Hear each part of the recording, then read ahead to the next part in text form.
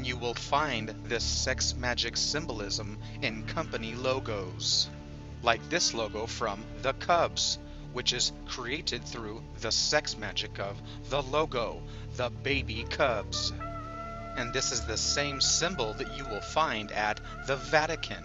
And of course, we see this sex magic symbol at the United Nations, which is the exact same symbolism that you find at Solomon's Temple or in Washington, D.C.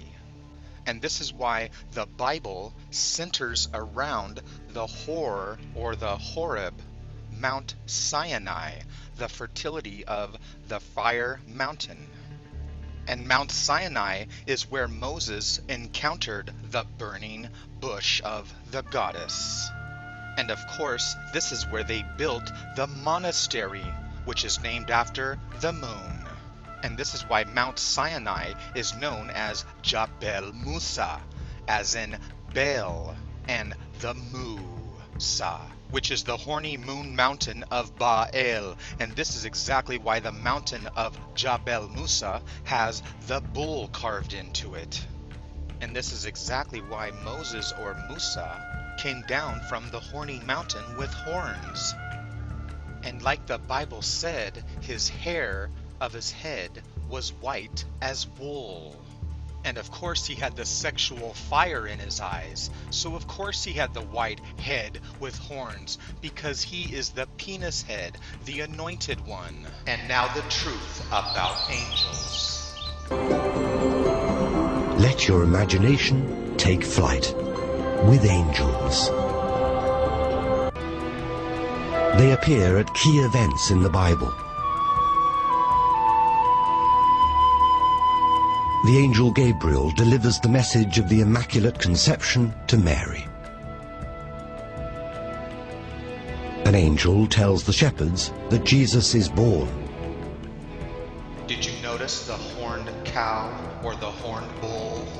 The Gospels tell us that angels are present at the crucifixion and the resurrection. They frame Jesus' life on earth. Notice how they show you the Son of God. For barely 30 years, Jesus traversed the earth. With Jesus showing the warmth and compassion of the biblical angels, what need then would there be for these divine emissaries?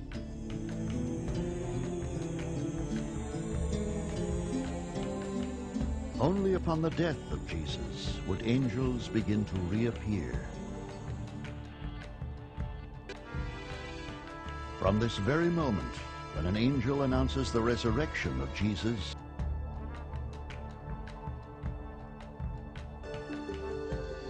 with the death and resurrection of Jesus, a bold new faith was born.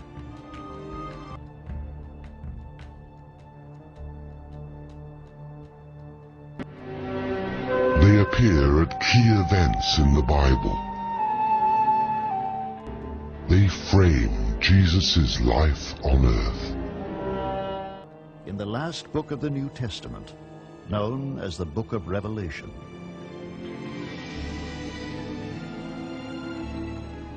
instead of finding comfort in images of compassionate angels, the early Christians conceived of them as carrying out the vengeance of God, divine retribution against a world of unbelievers, a time of unthinkable destruction and upheaval.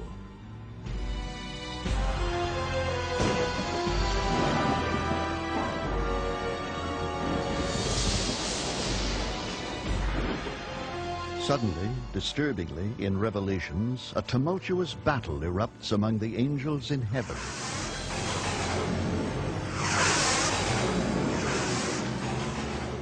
And war broke out in heaven. Michael and his angels fought against the dragon. The great dragon, who is called the devil and Satan, the deceiver of the whole world.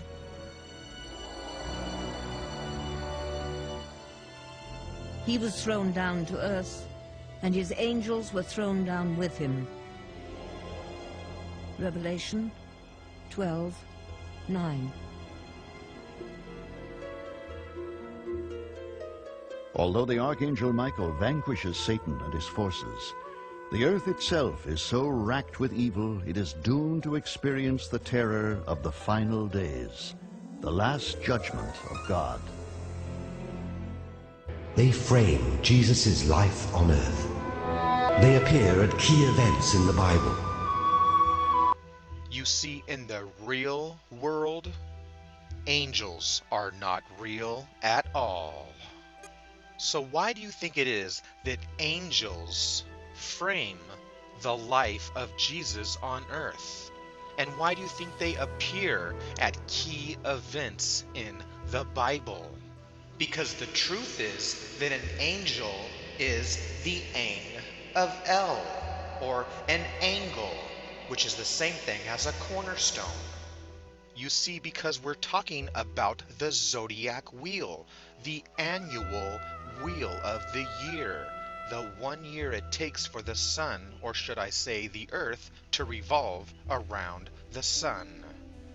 And this is why Monday and Sunday begin and end our week, which of course is the moon Monday and the sun Sunday.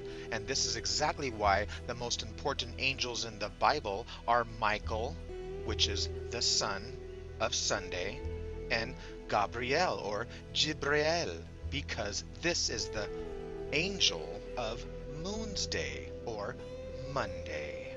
And why do you think it is that Gabriel will be the one that blows the horn at end times? Because we're talking about the end of the annual year during the 12th month of cold winter and death, at the end of time, before time is reborn, like the month is reborn, or like the year is reborn. And believe me, there's not going to be a rapture or the end of the world. It's just the end of an age, because a rapture is just the raw aperture, like the aperture of your camera, again dealing with the sun. And again, the apocalypse is just the Apollo eclipse, or the eclipse of the sun. And this is exactly why we have the book of Revelations, because we're talking about the sun revolving around the earth, or the earth revolving around the sun in modern times, because the ancients actually thought that the sun revolved around the earth. And this is why Jesus is the firstborn of the dead, because the sun dies and re-rises every year. And of course the sun is reborn from the dark death every day. So you see, the earth will come to an end at the end of the year, during winter time, the time of death and destruction. But then Jesus will return, or the sun will return, and save everyone and bring us a new year. And that's exactly why the Bible in Revelations says the appearance of the Lamb means the arrival of Jesus. The sun will return and be reborn for the new year. And why do you think the magic number 7 can be found throughout the Bible? I mean, why do you think the number 7 is so lucky? And why are there 7 sins, or the 7 sacraments, or the 7 seals of Revelations? Because we're talking about the sun, which is the 7th day of the week. And that's exactly why they make 7 circles around the Kaaba stone. This is why their symbol is the sexagram, or the Star of David, which is the Star of Divide, showing the male and the female aspect of the sun and the moon, the heavens. It's showing the 7 planets. That's why the center is the sun, the 7th day. And that's why the sun is in the centaur, or the center of the zodiac wheel, which is the numbers that are doubled of the Star of David. So instead of 6, it's 12. And this is why God's number is the 6th day, Saturn's day. And the 6 is also doubled as the 12. That's why El, or God, is 12 also. The 6 and the 12, doubled. Thus the Son of God, which comes from God, is the 7th and the 13th, the two numbers that come after God's day. And in the Bible, the zodiac is called the Mazareth, and that's exactly why Jesus is from the place called Nazareth. So why do you think the book of Revelations tells you that there will be 4 horsemen in the apocalypse, or the 4 archangels? And why do you think there are 4 letters for the Word of God? For the exact same reason that there are 4 seasons. And that's why the symbol of the Christians is the cross, which is the symbol of the zodiac. And an archangel is named after the fertility horns of the Ark of the Moon. And this is where we get the Ark of Noah, or Noah's Ark. And again, we see the creation story of the gene of Isis, and this is the fertility symbolism that's behind the truth of Noah's Ark, and carrying on the sacred seed of life. And we see the ancient flood stories that predate the Bible in ancient Sumeria and Mesopotamia. Just like the ancient Egyptian vessels, or the arks, the boats that symbolized life and death, the sun and the moon as they traveled across the sky, the heavens, the sea of life, the blue heavens. In the Egyptian creation myth of Heliopolis, we see the release of a bird that flies over the waters until it reaches land, or a rock, exactly like in Noah's Ark, in the dove. So we find the goddess moon arch, or ark, in the buildings of churches, because it represents the goddess, the fertility that comes from the birth or the gene of Isis. And this is why Moses, when he went to Mount Sinai, came down with the Ark of the Covenant, or the Ark of the Moon, which is the Ark of the sacred goddess, her box, her ark, her arch. So now you know why we relate boats to females, because they are a vessel, the sacred vessel of the goddess, which is why we have a blood vessel, which is the sacred blood of the goddess. And this is why a boat, or the female, gives birth at the dock. So the sacred golden ark, or the sacred vessel, or the chalice, is nothing more than the sacred bloodline of the female goddess of Mary, which represents Mars in Aries, the house of the Lamb, the baby son. And so we have Ezekiel, the prophet, who had the vision of the wheel within a wheel. And of course, the wheel within the wheel is simply describing the microcosm and the macrocosm, a solar system that revolves within inside of a galaxy, and the galaxy revolves within inside of the universe. As for the appearance of the wheels and their structure, it was like the glow of chrysolite.